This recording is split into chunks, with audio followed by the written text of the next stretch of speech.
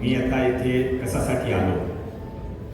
मी तुम्हाला नमस्कार करण्यासाठी, तुम्हाला धन्यवाद देण्यासाठी इथे आलो. चेक डिस्ट्रीब्युशनसाठी नाही आलो मी. कारण असं आहे, तुम्हाला सर्वांना माहीत आहे की ज्यावेळी हा कंपनी इथे जुनी कंपनी आहे, आम्ही दरवर्षी आगरी युथ फॉरमचे जे काही ते सांगतात ते करतो. पण हे जे लोक इथे बसलेले आहेत, ते समोरचे जे प्रमुख लोक आहेत, याने मला धन्यवाद द्यायचा होता आणि सार्वजनिक धन्यवाद द्यायचा होता. कारण असं आहे की सर्वांच्या जीवनमध्ये कधी कधी थोडे डिफिकल्ट मुमेंट असतात, काही प्रॉब्लेम असतील, काही अडचण असती. त्यावेळी त्यांच्याबरोबर जे उभे राहिले ते त्यांचे खरे मित्र.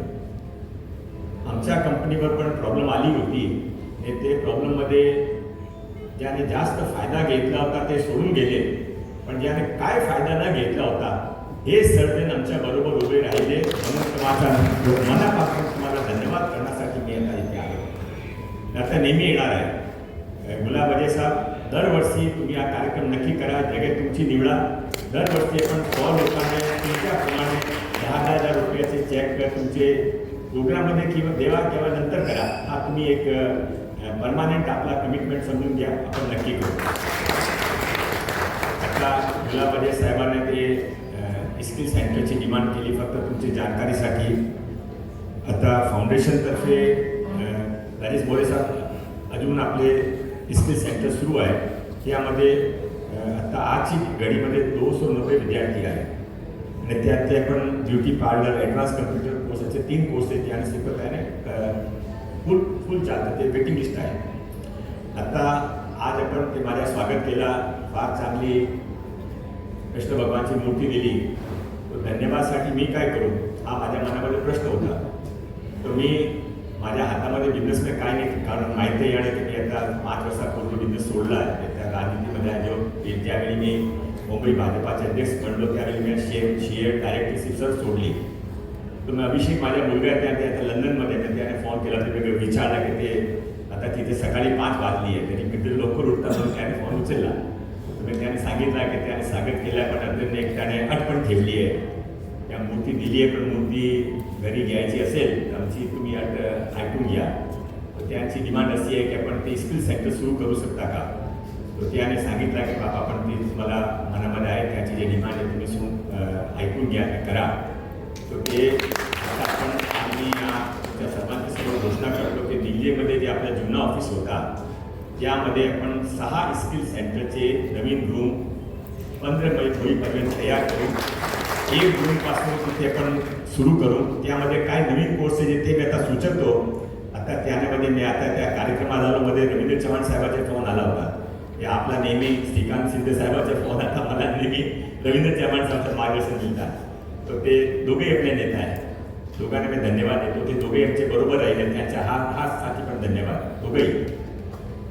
तर ते 5 नवीन कोर्सेस जे आता मला मनामध्ये आले ते मी सांगतो, ते तुम्ही नंतर तुम्ही करेक्ट करा. एक लॉजिस्टिक, आता इथे तलोजा वगैरे सर लॉजिस्टिकचे काम सुरू आहे. डेटा सेंटर तलोजामध्ये येणार आहे, मोठा डेटा सेंटर येणार आहे. एअरपोर्टसाठी मॅनेजर अँड असिस्टंटचा कोर्स, आर्टिफिशियल इंटेलिजन्स त्यांचा कोर्स, आणि फॉरेन जॉबसाठी मेडिकल असिस्टंटसाठी पण लँग्वेज सर त्याने जर्मनची लँग्वेज किंवा आपण जिथे आपलं रिक्वायरमेंट असेल ते लँग्वेजचा सेशन पण देऊ आणि टेक्निकल सेशन पण देऊ. फक्त लँग्वेजचा काही उपयोग नाही आणि टेक्निकल सेशनचा पण उपयोग नाही. दोघे एकत्र झाले तरी होऊ शकतात. आणि सोलर एनर्जीचे काम, हा 6 कोर्सेस जे आपण दर महिन्यामध्ये कमीत कमी 1000 विद्यार्थ्यांना आपण 1 जूनपासून शिक्षण सुरू करू. 6 महिन्याचा शॉर्ट टर्म कोर्सेस असेल आणि त्यामध्ये आपण त्या विद्यार्थ्याने सिन्सिरिटीने ते पूर्ण अटेंड करावा. त्यामध्ये आपली परवानगी असेल तर आपण फक्त टोकन 500 रुपयाच्या पर महिन्याचे त्यांच्याकडून फीस घेऊ. त्यामध्ये पण आपण त्यामध्ये आज आगरी युथ फॉर्मचे कार्यक्रमामध्ये हा निर्णय झाला आहे. म्हणून 50% सीट आगरी युथ फॉर्मसाठी रिझर्व राहील. तुम्ही जे नाव देतील ते 50% ते भरू आणि नंतर इतरचे 50% भरू. हा 6 कोर्स झाला. अजून काय कोणाला सांगायचं असेल तर तुम्ही सांगा, आपण कोर्सचे ॲड्रेस करू. पण तिथे 6 रूम 2000 फूटचा एरिया आहे. तो साफ चांगले रूम करू, रेस्ट रूम करू, सर्व काही व्यवस्था तिथे करू, टीचरसाठी प्रिन्सिपलसाठी लॅब तयार करू, सर्व काही जे काय आपले बेस्ट होऊ शकतात ते त्याप्रमाणे आपण करू. एक वेळा ते सुरू होईल तर तुम्हाला पण परत एक वेळा रिक्वेस्ट करू की तुम्ही यावा तिथे. तुम्हाला आनंद होईल की ऐसा चांगला अपन तिथे कार्यक्रम आज शुरू किया है.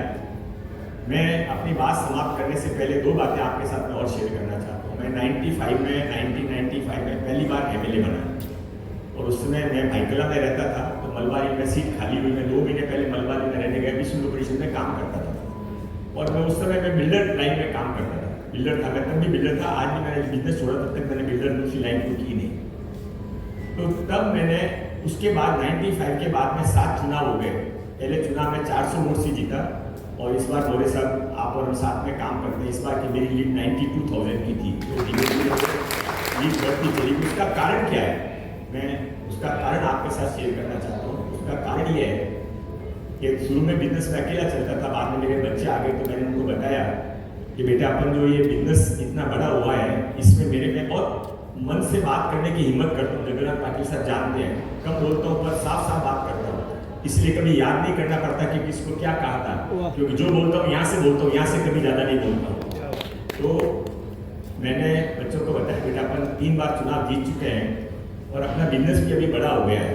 लोगों को सब समझ में आता है. मेरा मानना है भुला वजह साहब कि लोगों की आंखों में एक्सरे मशीन लगी हुई, हर व्यक्ति की आंख में. नॉर्मल एक्सरे मशीन 1 घंटे में रिजल्ट दे देती है. ये जो एक्सरे मशीन है ये सब स्टोर करती रहती है और 5 साल के बाद में रिजल्ट देती है. और इसके लिए आप ईमानदारी से व्यवहार करोगे तो उनके अकाउंट, आपके अकाउंट में क्रेडिट जमा करते हैं. और आप होशियार ओवर स्मार्ट उनके साथ बनोगे, उनको कमजोर समझोगे तो गेट आउट करने का उनको 1 मिनट का रास्ता मालूम है. और तब मैंने उनसे बच्चों को समझा कर ये कहा था कि अपना इतना बड़ा बिजनेस है और इसलिए आप में से कई लोगों को मालूम है कि मलबा रेल के आदमियों को, मेरे जो वोटर्स हैं, उनको मैं अपने परिवार का सदस्य समझकर उनका एजुकेशन का काम हो, उनके मेडिकल का काम हो, उनके इंश्योरेंस का काम हो, जो भी काम होता है वो काम के लिए मैंने वो दिन और आज का दिन कभी मैंने मना नहीं किया. छोटे बच्चों का भी 2000 बच्चों का चिल्ड्रन स्पेशलिस्ट के पास में रेगुलर वो कंसल्टेशन के बेस्ट डॉक्टर के पास भेजते हैं, इलाज करवाते हैं. तो वही भूमिका लेके आज मैं ये बैकग्राउंड मैंने इसलिए आपको बताया कि आज के बाद में डोंबिवली में वो अध्याय हम शुरू करने वाले हैं. डोंबिवली का परिवार आज हम एडॉप्ट करते हैं. हर साल, हर महीने 1000 बच्चे और हर साल 10,000 लोग. इतने लोगों को जब तक ऐसा एजुकेशन, ऐसा टेक्निकल एजुकेशन या एम्प्लॉयमेंट या सेल्फ एम्प्लॉयमेंट नहीं मिलता है कि उनको जीवन के अंदर खुद का कुछ करने को मिले, तब तक ये हमारी की हुई शुरुआत शांत नहीं होगी. 1 साल के अंदर वो फिगर अचीव कर लेंगे. हर साल 10,000 बच्चे. अभी 2 सेंटर, 1 सेंटर शुरू है, 1 सेंटर 1 जून को शुरू हो जाएगा. पर इसके बाद में सेल्फ एम्प्लॉयमेंट के लिए खाली नौकरी से भी सब इच्छुक नहीं है. आप में से बहुत सारे बच्चे सेल्फ एम्प्लॉयमेंट, खुद का कुछ करना चाहते हैं. तो जो खुद का करना चाहते हैं उनके लिए क्या करना, वो अपन 3rd फेज के अंदर करेंगे. और मैं सब बच्चों से अपनी भाषण समाप्त करने से पहले एक रिक्वेस्ट करूंगा. यहाँ पे इतने गुलाब बच्चे, 75 करीब बच्चे हैं, 75-80 बच्चे हैं, 75 बच्चे हैं. अगले साल से नंबर 100 नंबर कर देंगे. आज भी ये मैं एक छोटा सा चेक आपको लेके आया हूँ, ये आप स्वीकार करें अग्नि यूथ फोरम के नाम का. आप इसमें से जो इसका उपयोग करना चाहते हैं. तो मैं बच्चों से एक रिक्वेस्ट करके अपनी बात समाप्त कर दूंगा. वो चेक करें, उनको भरोसा नहीं आ रहा है.